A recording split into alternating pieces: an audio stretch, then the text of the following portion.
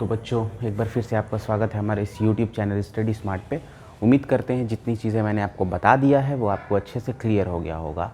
2-3 properties मैंने बता दिया है sequence and series arithmetic progression के। प्लेलिस्ट क्रिएट कर दिया, अगर आपने वो वीडियो नहीं देखी है तो प्लीज़ जाके देख लीजिएगा। आज मैं आपको और भी कुछ प्रॉपर्टीज़ बताऊँगा, फिर मैं बताऊँगा सिलेक्शन ऑफ AP कैसे किया जाता है, और साथ ही साथ सम ऑफ AP का फॉर्मूला जो आता है वो कैसे आता है उसको बहुत डीपली समझाने की कोशिश करूँगा। इसीलिए बने रहिए हमारे साथ और देखते रहिए कैसे वीडियो मैं स्टार्ट कर रहा हूँ। देखिए, सबसे पहले सीक्वेंस एंड सीरीज़ की मैं बात कर रहा था। आज मैं प्रॉपर्टी नंबर 4 बताने वाला हूँ। जो प्रॉपर्टी 4 है वो ये कहता है कि अगर कोई भी सीक्वेंस कोई भी सीरीज़ हो आपके पास गिवन, जैसे कि फॉर एग्ज़ाम्पल कि 5 हो कॉमा अर्थमेटिक प्रोग्रेशन में लेकिन होना चाहिए, ध्यान रखिएगा, 5 हो और 7 हो, 9 हो, 11 हो, ऐसे ही करते आगे तक बढ़ा हुआ हो। और तो अगर आप इसमें पूरी सीरीज़ पूरे सीक्वेंस में, सॉरी मैं बार बार सीरीज़ बोल रहा हूँ पर ये सीक्वेंस है क्योंकि कॉमा लगा हुआ है, अगर इसमें एडिशन लगा हुआ होता तो वो सीरीज़ कहलाता। तो अगर हम पूरे सीक्वेंस में एक ही नंबर, कोई भी एक ही नंबर या तो ऐड कर दें या तो सब्ट्रैक्ट कर दें, या तो ऐड कर दें या तो सब्ट्रैक्ट कर दें, तो भी ये जो नंबर रहेगा वो AP में ही रहेगा। आइए बताते हैं। जैसे कि मैंने एक नंबर 2 चूज़ किया है।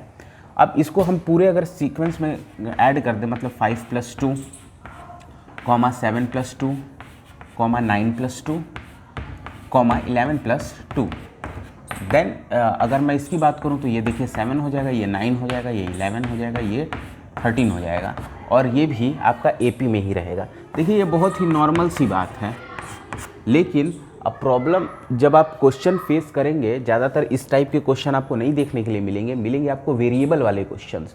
तो वेरिएबल वाले क्वेश्चंस में ये अगर आप अप्लाई कर देते हैं तो बहुत ही सिंपल तरीके से आपका आंसर हर क्वेश्चन का आ जाएगा। तो ये वाला होता है, और साथ ही साथ आप इसको सब्ट्रैक्शन में भी अप्लाई कर सकते हैं।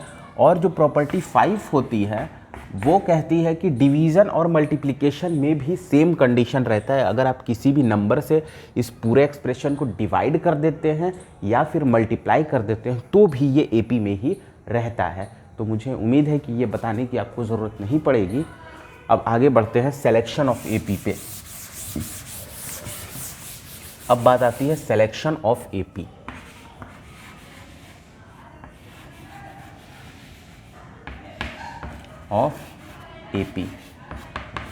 अब देखिए, अगर आपको AP को सेलेक्ट करना है, जैसे कि कह देगा कि 3 नंबर्स AP के सेलेक्ट करिए और उनका सम जो है कुछ दिया रहेगा, गिवन रहेगा। इस टाइप के क्वेश्चन काफ़ी सारे आते हैं, छोटे लेवल पे आते हैं। तो देखिए, अगर आपको कह देगा 3 टर्म का कोई एक AP सेलेक्ट करिए, या फिर आप कह सकते हैं कि कोई भी odd term, 3 is odd number, कोई भी ऑड टर्म अगर आपको सेलेक्ट करने के लिए कहेगा तो आप एक काम करेंगे, फर्स्ट टर्म A मानेंगे और फर्स्ट टर्म को यहाँ पे ऐसे लाइन खींचिए और इधर वाला जो है और इधर वाला जो है सिमेट्रिक लिख दीजिए A को हटा के। जैसे कि फॉर एग्जांपल यहाँ पे मैं A + D लिख सकता हूँ, यहाँ पे मैं A + 2D लिख सकता हूँ। तो एक चीज़ ध्यान रखिएगा, अगर हमने यहाँ पे, अच्छा चलिए 3 लेना था ना, तो इसको रहने दीजिए। अगर मैंने यहाँ पे A + D लिखा है तो इधर हमें A - D लिखना पड़ेगा। तो ये नंबर आप सेलेक्ट कर सकते हैं। अब सवाल आता है यही नंबर क्यों सेलेक्ट करेंगे, क्योंकि ये देखिए ये भी AP में है। इसमें अगर आप चेक करेंगे तो सबका डिफरेंस D है, लेकिन जब आप इसको ऐड करेंगे तो D वाला पार्ट कट जाएगा, हमें खाली A वाला पार्ट बचेगा जो कि 1 वेरिएबल होगा। तो 1 वेरिएबल को सॉल्व करना ईजी होता है। यही कारण है कि हम लोग जब AP की बात आती है कि सेलेक्ट करिए अपने हिसाब से आप AP, तो हम यही वाला सेलेक्ट हमेशा ऑड में करेंगे। अब ऑड में मान लीजिए 3 नंबर ना दिखे, अगर आपसे कह दिया जाएगा 7 नंबर सेलेक्ट करें, 7 टर्म ऑफ AP सेलेक्ट करिए, तो देखिए बस इसी के आगे इसको छुपाइए और देखिए इसका ये सिमेट्री हो गया। अब यहाँ पे लिखिए फिर A + 2D। अब ये जब आपने लिखा तो इधर भी इसका सिमेट्रिक लिखेंगे आप, तो A - 2D। और ये देखिए 1 2 3 4 5 टर्म हो गया। फिर इधर लिखिए A + 3D। अब A + 3D लिखा तो फिर इधर प्लस में लिखेंगे आप A - 3D। हाँ, और एक और चीज़ मैं आपको बता देना चाहता हूँ, यहाँ प्लस नहीं, यहाँ कॉमा होना चाहिए था, क्योंकि मैं सीक्वेंस लिख रहा हूँ ना कि सीरीज़ लिख रहा हूँ। हर जगह कॉमा होगा, यहाँ प्लस नहीं होगा। तो उम्मीद करते हैं ये समझ आया होगा आपको। अगर 7 टर्म है तो उसी हिसाब से, लेकिन एक चीज़ ध्यान रखिएगा, ए को इंक्लूड नहीं करेंगे, बाकी एक दूसरे का सिमेट्रिक इधर इधर से लेते रहेंगे। लेकिन अगर ऑड की जगह कहीं इवन टर्म की बात होगी तो क्या करना है, हमें इवन टर्म अगर सेलेक्ट करना होगा तो आपको सिमेट्रिक ही लेना होगा, डायरेक्ट सिमेट्रिक। जैसे कि पहला आपको a प्लस डी लेना होगा, वहाँ पे फर्स्ट टर्म a की ज़रूरत आपको नहीं होगी। अब इसका यहाँ पे देखिए, ये सिमेट्रिक मैंने बना दिया लाइन, तो इधर a माइनस डी होगा, ये आपका 2 टर्म हो गया और कॉमा लगाएंगे, और यहाँ पे a माइनस 2d। देखिए उससे कोई फ़र्क नहीं पड़ता, इधर लीजिए या इधर लीजिए, बात तो एक ही है। और यहाँ पे a प्लस 2d हो जाएगा। तो देखिए ये 4 टर्म का मैंने लिख दिया। अब 6 टर्म होगा तो a minus 3d, a plus 3d। बस एक चीज़ ध्यान रखना है, इसमें फर्स्ट टर्म को इंक्लूड नहीं करेंगे और उसमें फर्स्ट टर्म के साथ ही पूरे AP को लिखने की कोशिश करेंगे हम लोग। तो यहाँ तक क्लियर हो गया होगा। आइए एक आध क्वेश्चन आपकी बुक से ही रिलेटेड कर लिया जाए, और उसके बाद जब ये कंप्लीट हो जाएगा तो उसके बाद सम ऑफ AP को प्रूफ करेंगे और उसके इम्पोर्टेंस को समझने की कोशिश करेंगे। इसीलिए वीडियो पे बने रहिएगा। अगर अभी तक आपने लाइक नहीं किया तो लाइक कर दीजिए, वीडियो में बहुत मज़ा आने वाला है आज। चलिए आइए क्वेश्चन नोट कर लेते हैं। तो बच्चों यहाँ पे मैंने एक क्वेश्चन ले लिया है, आपकी बुक RD शर्मा का ही है, ऑब्जेक्टिव का। देखिए दोस्तों, क्योंकि मैं एग्जाम्पल के सारे क्वेश्चन नहीं करा सकता, क्योंकि एक्सरसाइज में बहुत सारे क्वेश्चन हैं, इसीलिए मैं बस एक ही क्वेश्चन कराने की कोशिश करूँगा। जब मैं एक्सरसाइज कराऊँगा तो बहुत सारे क्वेश्चन ही करा दूँगा, जिससे कि आप कंफ्यूज ना हो। इसीलिए कॉन्सेप्ट को अच्छे से समझने की कोशिश करिएगा ज़रूर। देखिए लिखा हुआ 3 numbers are in AP, 3 number AP में है, such that these sums are 18, और जो उनका सम है वो 18 है, and their sum of squares is sum of squares. देखिए सबसे पहले स्क्वायर करना है, उसके बाद उसका सम जो करना है वो 158 दिया हुआ है, तो उसमें बताना है आपको ग्रेटेस्ट कौन सा वाला होगा। तो देखिए सबसे पहला काम ये करना है कि आपको 3 AP नंबर चुनने। 3 इज़ ऑड नंबर। तो जब ऑड होता है, देखिए एक और चीज़ मैंने नहीं बताया था, जब ऑड वाली केस बनेगी तो जो कॉमन डिफरेंस होगा, कॉमन डिफरेंस, जब ऑड की केस बनेगी तो जो कॉमन डिफरेंस आपका होगा वो हमेशा ही, जो कॉमन डिफरेंस होगा वो हमेशा ही आपका D होगा। लेकिन जब आपका ऑड वाले केस में, लेकिन जब आपका इवन वाला केस बनेगा, जब इवन आपका केस बनेगा तो कॉमन डिफरेंस जो है वो 2D हो जाएगा। तो ये दोनों चीज़ों को भी ध्यान में रखिएगा। अब आइए इसको सॉल्व करते हैं। तो देखिए हमारे पास ऑड नंबर है, 3 नंबर को सेलेक्ट करना है ऑड को, तो A सबसे पहले लेना है, फिर A प्लस D और इधर A माइनस D। देखिए ये हमारा नंबर बन गया है। तो ये हमारा अगर नंबर बन गया such that these sums are 18, और इनका जो सम है वो 18 है, तो आइए ऐड कर देते हैं इसको और उसको 18 के इक्वल कर लेते हैं। इनको पहले सॉल्व कर लिया जाए, बाकी का बाद में पढ़ा जाएगा। तो D एंड D कैंसिल हो जाएगा, तो 3A is equal to 18, that is A की वैल्यू हमारी आ गई 6। बहुत ही सिंपल तरीके से 6 आंसर आ गया। अब देखिए आगे क्या कह रहा है, and sum of their squares is 158। Confuse नहीं होना है, पहले देखिए स्क्वायर करना है फिर सम करना है। Sum of their squares is 18, sum of their squares is 18, तो 158 सॉरी। तो देखिए सबसे पहले A माइनस D का स्क्वायर करना है, प्लस A का square plus A plus D का स्क्वायर करना है, और उसकी वैल्यू जो है 158 के इक्वल हो जाएगी। तो वैसे भी हमें पता है, देखिए इसमें का 2AD, इसमें का 2AD, क्योंकि इसमें का माइनस 2AD, इसमें का प्लस 2AD कैंसिल आउट हो जाएगा। बचेगा जो हमारे पास वो बचने वाला है 2A square plus 2D square plus A square is equal to 158। जब आप इसको फाइनली देखिए, इसको देखेंगे तो यहाँ पे हो जाएगा अपने पास 3A square plus 2D square is equal to 158।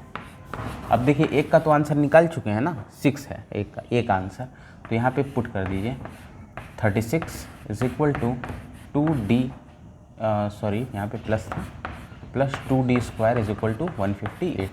अब सिंपली आप बता सकते हैं कितना आंसर होगा। 36 तिहाई 18 8 3 तिहाई 9, 108 हो जाएगा इधर, plus 2D square is equal to 158।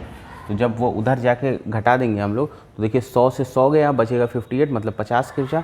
तो D square is equal to 25, that is D is equal to, अपने पास डी की वैल्यू 5 आ जाएगी। तो देखिए डी 5 और ए 6, सबसे बड़ा वाला नंबर तो यही होगा, और इन दोनों को ऐड कर दीजिए, डी और 6 को। तो जब आप इसको ऐड करेंगे, क्योंकि दोनों पॉजिटिव आ गया, देखिए कोई ज़रूरी नहीं कि हर बार में यही नंबर बड़ा होगा। अगर ये दोनों के दोनों निगेटिव अगर आ गए होते, दोनों अगर निगेटिव आ गए होते तो ये नंबर छोटा हो जाता, ये भी ध्यान रखिएगा। लेकिन यहाँ पे दोनों पॉजिटिव नंबर है, इसीलिए 11 इज़ द राइट आंसर यहाँ पे हो जाएगा। तो उम्मीद करते हैं छोटा सा क्वेश्चन था, सिंपल भी था, समझ में आया होगा। अब आइए सम ऑफ एपी की तरफ बढ़ चलते हैं।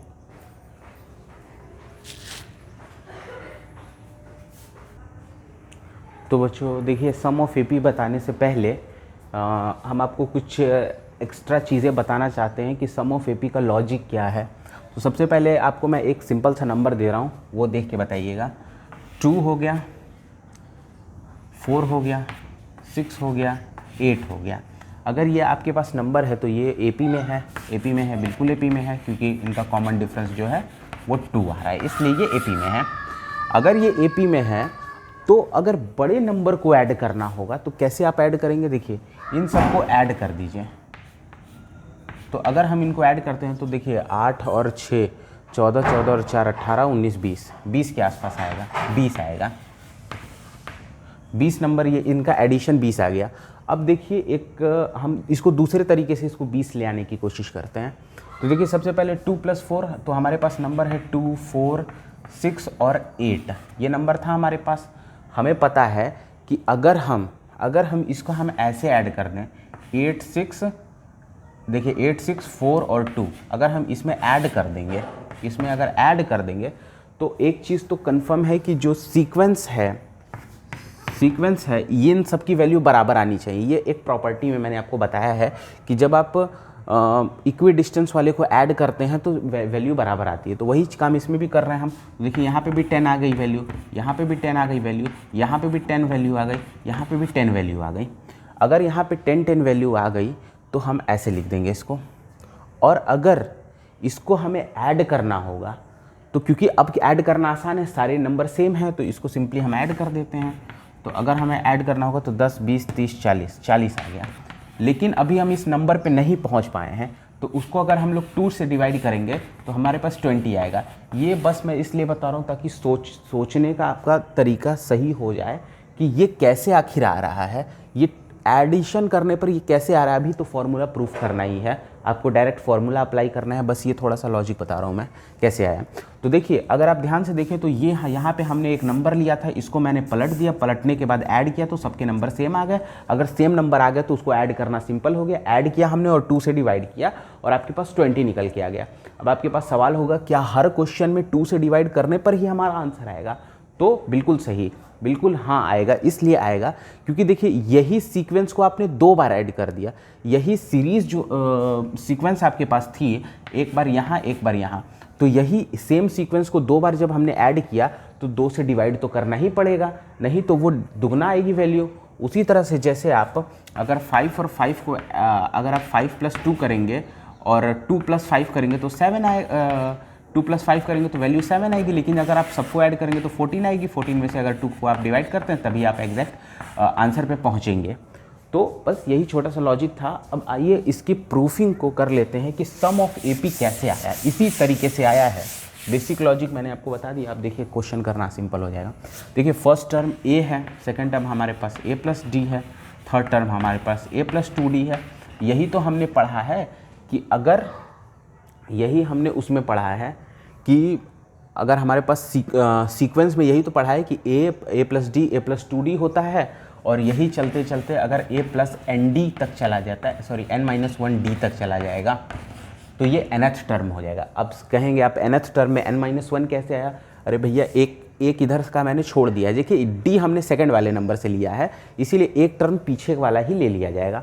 अब देखिए वही काम करेंगे, इसका जो लास्ट वाला है उसके साथ इसको ऐड करेंगे। देखिए एक और नंबर हमें ले लेना चाहिए, तो a + 3d मैंने यहाँ पे ले लिया है, और यहाँ पे फिर कॉमा है, फिर डैश डैश है। उसको अब उधर ले आके इधर सामने वाले से ऐड करेंगे, a + n-1 और उसके साथ d।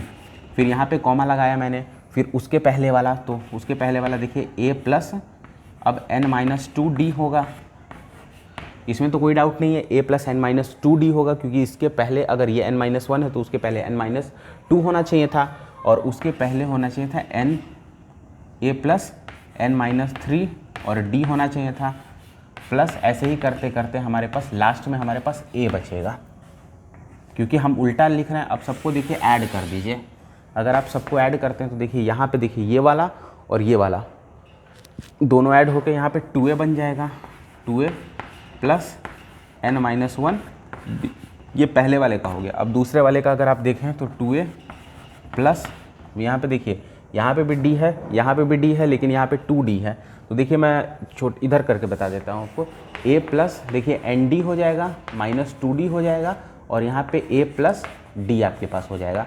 तो अगर आप करेंगे तो देखिए a प्लस nd, देखिए यहाँ पे 2a प्लस यहाँ पे देखिए n-1d आएगा, देखिए क्योंकि nd यहाँ पे 2d यहाँ पे, ये दोनों कैंसिल आउट हो जाएंगे तो n-1d आएगा। देखिए सेम आ गया, ये तो मैं पहले भी प्रूफ कर चुका हूँ कि ये सेम ही आने वाला था। अब देखिए अगला जो है वो सब सेम आ जाएगा। अब एक लास्ट वाला चेक कर लीजिए, देखिए 2a प्लस n-1d हो जाएगा। तो अब इनको जब ऐड करना, जब सेम आ गया तो ऐड करना सिंपल हो गया, क्योंकि हमें पता है, क्योंकि देखिए वहाँ पे 2 टर्म था तो हमने 2 से मल्टीप्लाई किया था, यहाँ पे देखिए n है तो n से मल्टीप्लाई कर दीजिए आप, और यहाँ पे n से मल्टीप्लाई, ये सब मैं निकाल रहा हूँ, s इज इक्वल टू, और यहाँ पे देखिए s इज इक्वल टू था, s इज इक्वल टू था, तो वैसे भी यहाँ पे 2s होने वाला है, तो 2s is equal to n into, और यहाँ पे देखिए आ जाएगा आपके पास 2a प्लस n-1 और d आ जाएगा। ये जो आपका है ये फॉर्मूला बन गया है, और s को आप 2 को यहाँ से हटाइए, n/2, उसी तरीके से जैसे आप 2 को डिवाइड करते आ रहे थे। अब देखिए जब आपके पास 10 प्लस 10 प्लस 10 प्लस 10 4 बार आया था, तो आप या तो इसको 4 टाइम्स ऐड कर दीजिए, या आप 4 इंटू 10 लिख दीजिए, बात तो सेम है।